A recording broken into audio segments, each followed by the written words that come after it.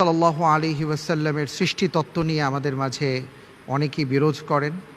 আমরা এমন অনেক বিষয় নিয়ে দেখি যে আমাদের মাঝে বিরোধ হয়। এ ব্যাপারে আমরা সবাই একমত যে এই ব্যাপারগুলো আমাদের ইসলামের মৌলিক বিষয়ের সাথে সামঞ্জস্য নয়। পাশাপাশি এই ব্যাপারগুলো সম্পর্কে আমাদের আদেশ নিষেধ করা হয়নি, অথবা কবরে আমাদেরকে জিজ্ঞেস করা হবে না, কিয়ামতের ময়দানেও জিজ্ঞেস করা হবে না। কিন্তু এই ব্যাপারগুলো নিয়ে আমরা খুব বেশি ঘাটাঘাটি করি এবং আমাদের মাঝে দলাদলিতে আমরা লিপ্ত। মোহতারাম, এই ক্ষেত্রে আমাদের কি করণীয়? ধন্যবাদ আপনাকে। রাসূল করিম সাল্লাল্লাহু আলাইহি সাল্লাম কি নূরের তৈরি নাকি মাটির তৈরি, এ নিয়ে বিতর্ক বৎসা আপনি ঠিকই বলেছেন, দীর্ঘ বহুকাল ধরে আমাদের দেশে চলে আসছে। অথচ রাসূল করিম সাল্লাল্লাহু আলাইহি সাল্লামকে আল্লাহ সুবহানাহু ওয়া তাআলা ঠিক কি দিয়ে তৈরি করেছেন এ বিষয়ে কোনো প্রকার বর্ণনা কোরআন অথবা হাদিসের কোথাও পাওয়া যায় না। অর্থাৎ সুনির্দিষ্ট করে তার সৃষ্টির মূল উপাদানকে পৃথকভাবে তার সৃষ্টির মূল উপাদান কি এ বিষয়ে কোনো বর্ণনা নাই। তারপরেও এ বিষয় নিয়ে আমাদের মাথা ব্যথার কোনো শেষ নেই।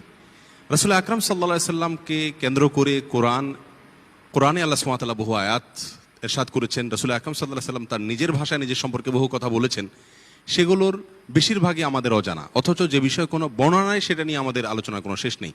আমি শুধু এই অনুষ্ঠানের মাধ্যমে এটুকু বলবো, আল্লাহ সুবহানাহু ওয়া তাআলা যাকে মর্যাদা দিবেন তিনি হবেন মর্যাদাবান, আর যাকে মর্যাদা দিবেন না তিনি মর্যাদাবান হবেন না। এটা সম্পূর্ণ আল্লাহ সুবহানাহু ওয়া তাআলার উপর নির্ভর করে। আল্লাহ সুবহানাহু ওয়া তাআলার সকল সৃষ্টির মধ্যে তিনি যদি বলেন আমার অমুক সৃষ্টিকে আমি মর্যাদা দিলাম, তাহলে এখানে কারোর কিছু বলার থাকে না। যে সমস্ত বন্ধুরা রাসূল করিম সাল্লাল্লাহু আলাইহি সাল্লামকে নূর থেকে সৃষ্টি হয়েছেন এই কথা বলতে চান, আমি তাদেরকে বলতে চাই, নিশ্চয়ই তারা আল্লাহ নবী সাল্লাল্লাহু আলাইহি সাল্লামের মর্যাদা বাড়াতে গিয়ে তার ভালোবাসা থেকেই বলে থাকেন।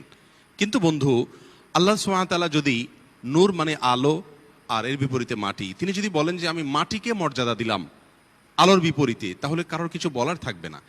আমরা জানি আদম আলাইহিস সালামকে আল্লাহ সুবহানাহু ওয়া তাআলা মাটি দিয়ে তৈরি করেছেন, এ ব্যাপারে কারোর কোনো সন্দেহ নেই।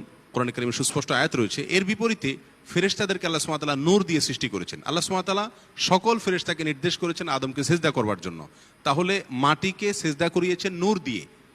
এখানে আমরা দেখতে পেলাম পরিষ্কারভাবে আল্লাহ সুবহানাহু ওয়া তাআলা মাটিকে মর্যাদা দিয়েছেন। অতএব নবী আলাইহিস সালামকে যদি আপনি নূরের তৈরি বলছেন, তাহলে তাকে ফেরেশতাদের দলভুক্ত করছেন, আর ফেরেশতাদের দলভুক্ত হলে তিনি সিজদাকারীদের দলভুক্ত হচ্ছেন, সিজদা প্রাপকদের দলভুক্ত হলেন না।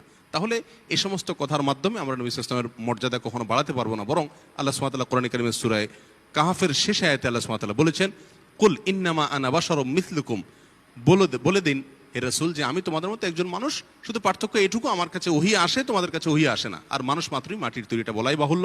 তারপরেও আমি অনুরোধ করব, যদি কোনো ভাইয়েরা বন্ধুরা মাটির তৈরি বললে